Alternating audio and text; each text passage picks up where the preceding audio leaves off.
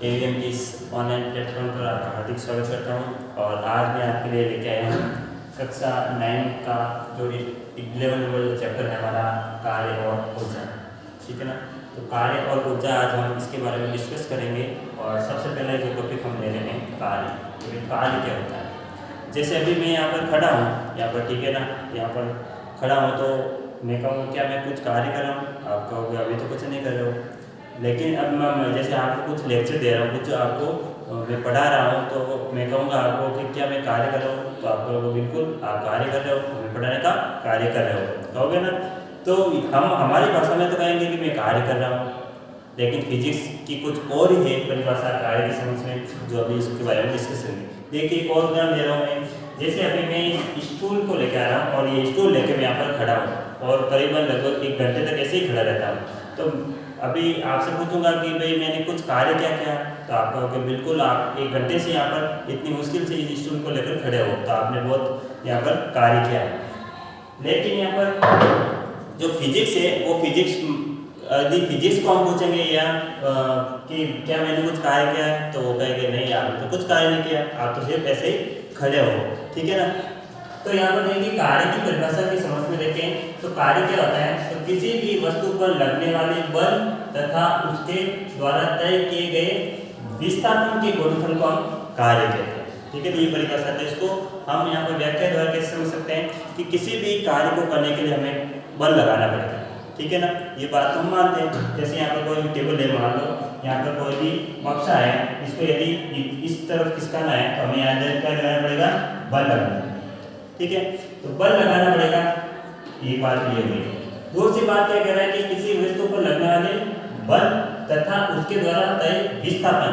तो यहाँ पर इस कार्य के संदर्भ में देखें तो बल लगाने पर वस्तु में विस्थापन भी होना जरूरी है। तो यहाँ पर यदि मैं मान लो यहाँ पर 10 न्यूटन का बल लगा रहा हूँ और यदि मान लो वस्तु खिसक नहीं रही है, अपने स्थान पर स्थित है, तब तो हम कहेंगे अभी कार्य नहीं हो रहा है, क्योंकि कार्य के लिए बल के साथ विस्थापन भी जरूरी है। तो यहाँ पर जब हम यहाँ पर 10 न्यूटन का बल लगा रहे हैं और मान लो ये यहाँ से खिसक कर यहाँ आ जाता है, मतलब 10 मीटर आगे चल जाता है, आगे चला जाता है, तो हम कहेंगे यहाँ पर कार्य हो रहा है। ठीक है ना। तो हम क्या कह सकते हैं कि जो कार्य है उसको निकालने के लिए हमें एक तो बल की आवश्यकता पड़ती है और विस्थापन की आवश्यकता पड़ती है।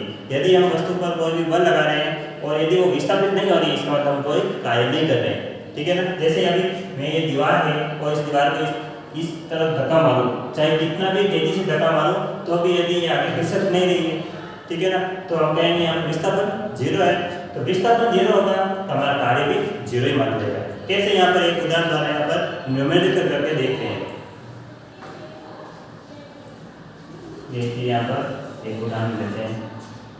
जैसे यहाँ पर अभी मैं यहाँ खड़ा हूँ और यहाँ पर मान लो कोई भी बक्सा है जिसको मुझे उस तरफ खिसकाना है, तो मैं उस बक्से पर, जैसे यहाँ पर एक बक्सा है जिसको इधर खिसकाना है और यहाँ पर मैं 10 न्यूटन का बल लगा रहा हूँ। ठीक है ना। मैंने जैसे ही 10 न्यूटन का बल लगाया तो ये बक्सा है जो आगे खिसक कर यहाँ आ गया और यहाँ से लेकर यहाँ तक जो विस्थापन है वो हो गया आपके 100 मीटर।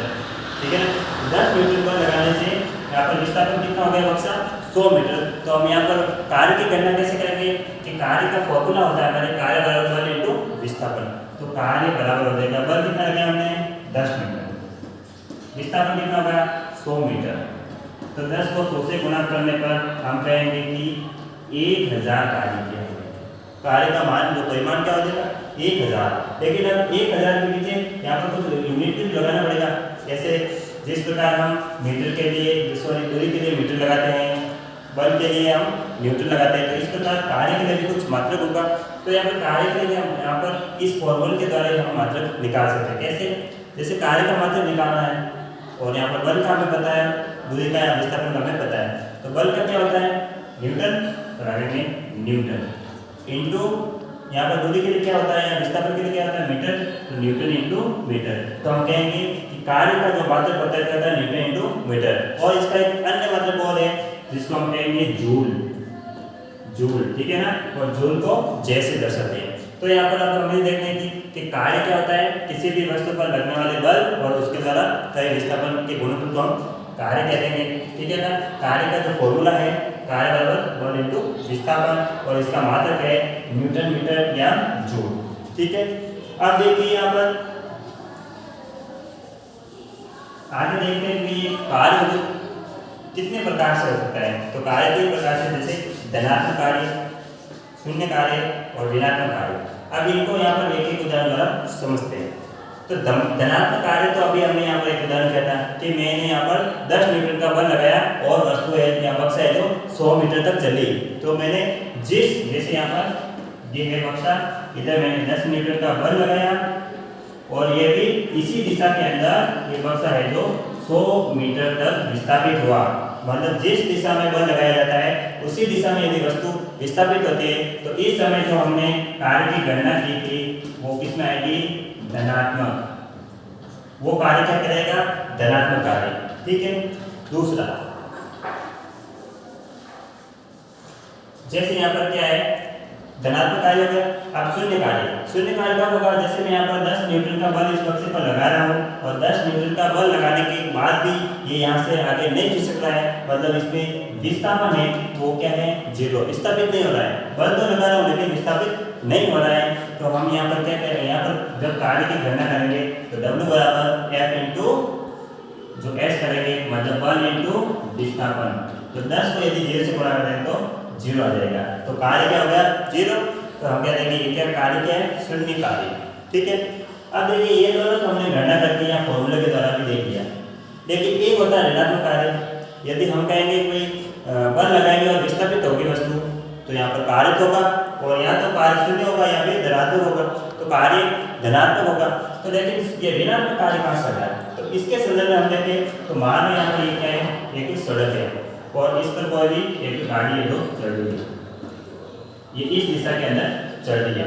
तो यहाँ पर वस्तु गाड़ी इस दिशा में गति कर रही है, तो पहियों और सड़क के बीच यहाँ पर एक बल लगेगा जिसका नाम होता है घर्षण बल। घर्षण बल, ये घर्षण बल क्या करता है, हमेशा किसी वस्तु की गति का विरोध करता है। ठीक है ना।